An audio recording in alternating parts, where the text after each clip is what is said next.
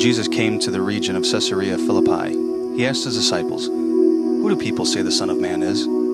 They replied, "Some say John the Baptist, others say Elijah, and still others Jeremiah, or one of the prophets. But what about you?" he asked. "Who do you say I am?" Simon Peter answered, "You are the Christ, the Son of the living God."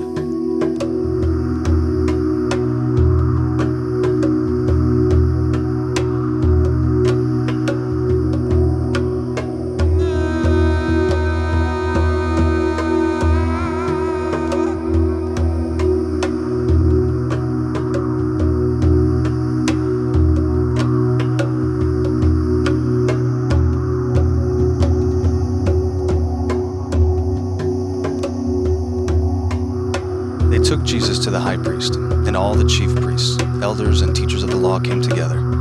Peter followed him at a distance, right into the courtyard of the high priest. There he sat with the guards and warmed himself at the fire. The chief priests and the whole Sanhedrin were looking for evidence against Jesus so that they could put him to death, but they did not find any. Many testified falsely against him, but their statements did not agree. Then some stood up and gave their false testimony against him. "We heard him say, 'I will destroy this man-made temple, and in 3 days will build another, not made by man.' Yet even then, their testimony did not agree." Then the high priest stood up before them and asked Jesus, "Are you not going to answer? What is this testimony that these men are bringing against you?" But Jesus remained silent and gave no answer. Again the high priest asked him, "Are you the Christ, the Son of the Blessed One?" "I am," Jesus said.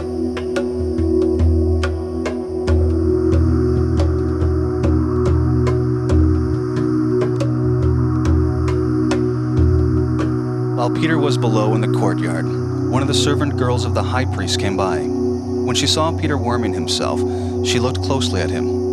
"You also were with the Nazarene, Jesus," she said. But he denied it. "I don't know what you're talking about," he said, and went out into the entryway. When the servant girl saw him there, she said again to those standing around, "This fellow is one of them." Again, he denied it. After a little while, those standing near said to Peter, "Surely you are one of them, for you are a Galilean." He began to call down curses on himself, and he swore to them, "I don't know this man you're talking about." Immediately, the rooster crowed the second time. Then Peter remembered the word Jesus had spoken to him. "Before the rooster crows twice, you will disown me 3 times." And he broke down and wept.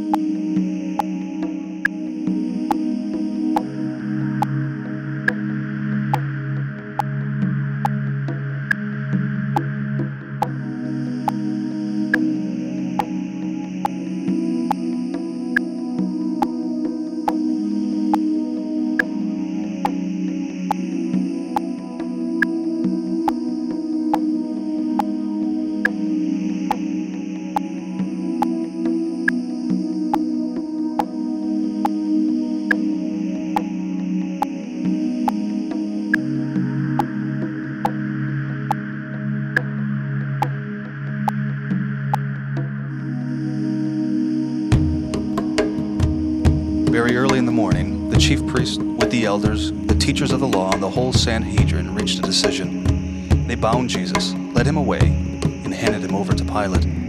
"Are you the king of the Jews?" asked Pilate. "Yes, it is as you say," Jesus replied.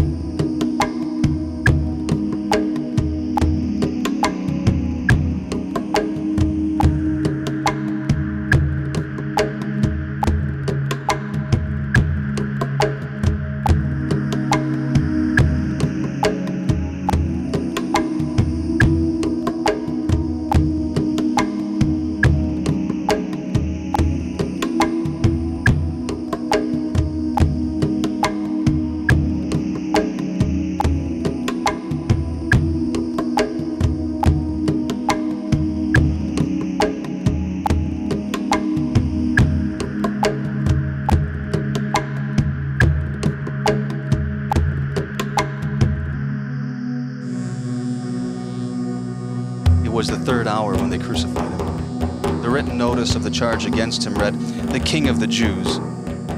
They crucified two robbers with him, one on his right and one on his left. Those who passed by hurled insults at him, shaking their heads and saying, "So, you're going to destroy the temple and build it in 3 days. Come down from the cross and save yourself." In the same way, the chief priests and the teachers of the law mocked him among themselves. "He saved others," they said, "but he can't save himself. Let this Christ, this King of Israel, come down now from the cross, that we may see and believe." Those crucified with him also heaped insults on him.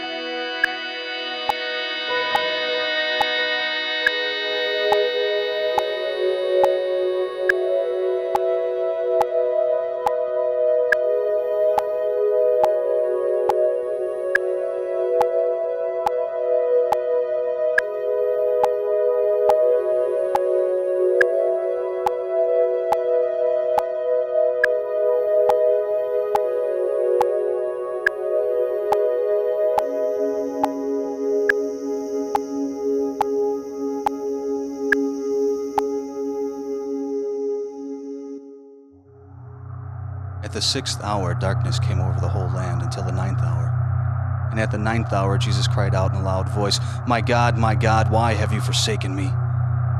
When some of those standing near heard this, they said, "Listen, he's calling Elijah." One man ran, filled a sponge with wine vinegar, put it on a stick, and offered it to Jesus to drink. "Now leave him alone. Let's see if Elijah comes to take him down," he said. With a loud cry, Jesus breathed his last. The curtain of the temple was torn in two from top to bottom, and when the centurion who stood there in front of Jesus heard his cry and saw how he died, he said, "Surely this man was the Son of God."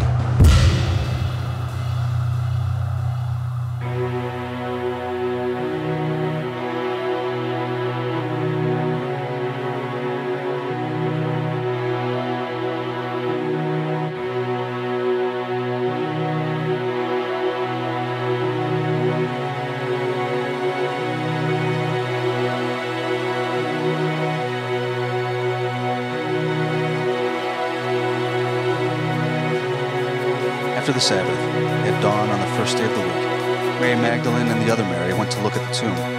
There was a violent earthquake, for an angel of the Lord came down from heaven and, going to the tomb, rolled back the stone and sat on it.